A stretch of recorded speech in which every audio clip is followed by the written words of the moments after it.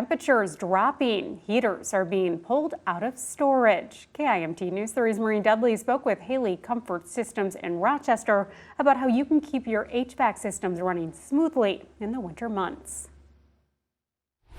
With the weather getting colder, you may be looking into getting your HVAC fixed or maintained. A lot of people may still be on the thing of, I'm not going to call until something's broken. You know, when we start seeing 30-degree days like we have today, it's kind of not in their mind as far as, hey, I need to have somebody out and take a look at things, or they may forget about those filters. He says for changing filters in your HVAC, correlate it to when you pay your mortgage bill. Therefore, you are checking it the recommended amount of time. Keeping HVAC systems maintained is important for staying warm when it's cold out.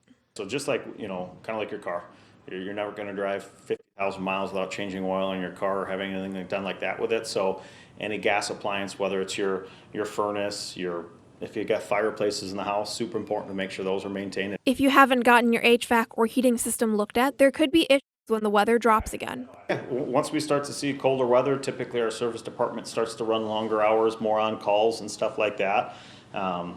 Anytime you start to see that weather really drop down to more of an extreme weather, people want to be warmer in their house. They may adjust their temperature, try and warm up, and that may be where they spark some issues with their current equipment. He says they recommend getting your HVAC looked at once a year. In Rochester, Maureen Dudley, KIMT News 3. And it may be a little bit too late for this year, but Haley Comfort Systems does recommend having HVAC systems checked out before the weather changes.